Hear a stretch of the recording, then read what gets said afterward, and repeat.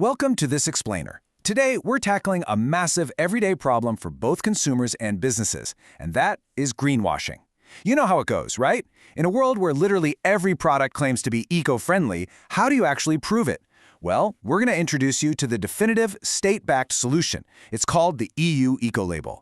Whether you're a consumer trying to make genuinely better choices or a business trying to stand out in the European market, this explainer is going to show you exactly how this incredibly powerful certification works. Okay, here's our agenda for today. We'll start with the ultimate green passport. Look at the record growth in 2026. Dive into strict criteria with a case study. Map out the path to certification, and finally, decoding the fees. All right, let's jump right into Section 1, the ultimate green passport.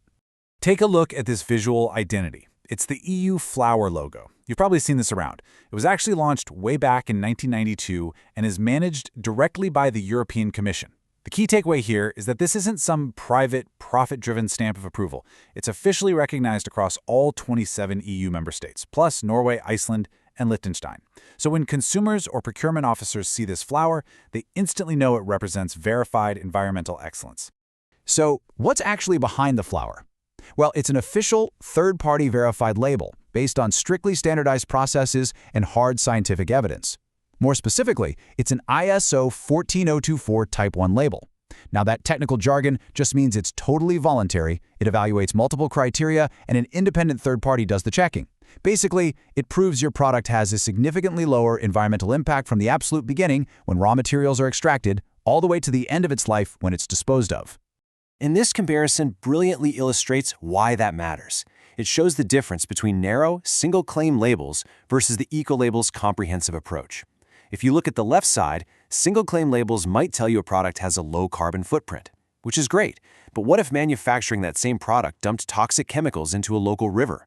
On the right side, you see the EU Ecolabel uses a multi-criteria approach. It looks at the whole picture: emissions, toxicity, durability, recyclability, even social criteria. It guarantees that a product isn't just fixing one problem while secretly causing another somewhere else. Let's move on to Section 2, record growth in 2026. Just look at the sheer scale of this number, over 116,000.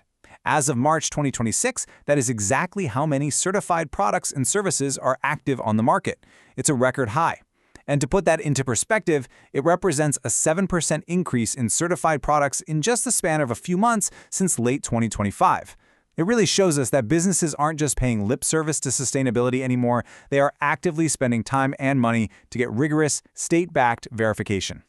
And when we break that down, we see massive surges in some very specific sectors. Look at furniture, adding almost 5,000 new products. We're also seeing a really big jump in tourist accommodations. And you might be wondering why. Well, it's because businesses in these highly competitive markets are using this label to stand out to professional buyers and consumers who are, quite frankly, hyper-aware of greenwashing right now. If you're a hotel bidding to host corporate retreats or a furniture maker pitching to a government office, this label is pretty much your ultimate competitive advantage. All right, let's zoom in on Section 3, strict criteria, and look at a quick case study. The European Commission doesn't pull any punches when it comes to standard setting. As you can see from this quote regarding their recent paints and varnishes updates, they explicitly stress that the criteria address the full life cycle of paints to reduce environmental impact, while also caring for your health. This dual focus is absolutely crucial. I mean, an eco-friendly paint that gives off toxic fumes in your living room isn't truly sustainable, is it? The EU Ecolabel ensures both the planet and the end user are rigorously protected. So how do they actually do that? Well, they introduced incredibly strict new limits on volatile organic compounds, or VOCs, which drastically improves indoor air quality.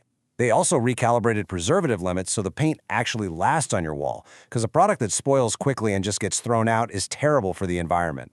They even created a brand new category for water-based aerosol spray paints to capture and reward market innovation. The criteria don't just sit there, they continually evolve to keep pushing industries forward.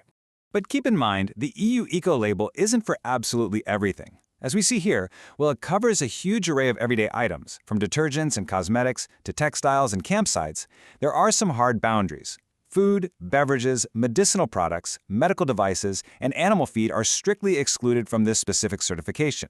The European Commission actually ran a feasibility study on food a while back, but they decided to keep the Ecolabel focused strictly on non-food, non-medical goods and services for the time being. Moving right along to Section 4, the path to certification. So if you're a business, the journey to getting the EU flower is highly methodical.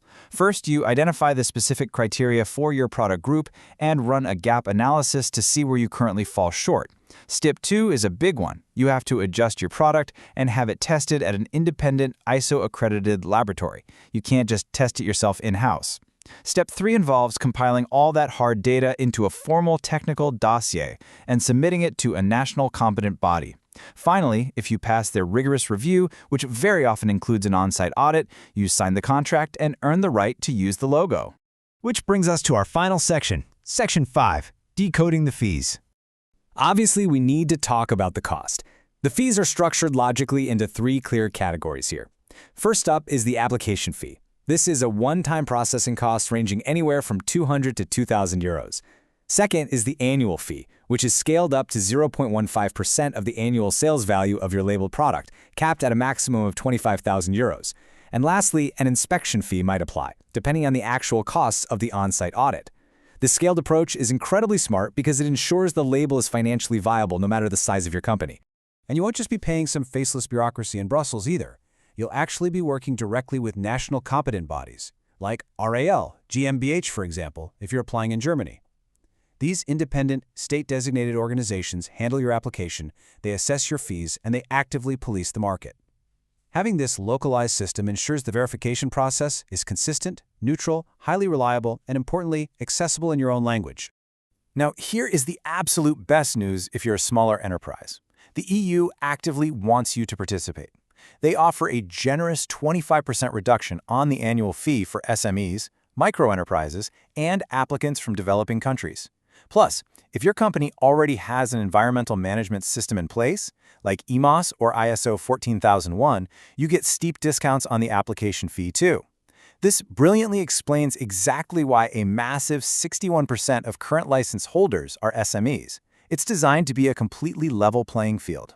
We've covered a lot of ground today, from strict scientific criteria down to the practical steps of getting certified. But I want to leave you with this final thought.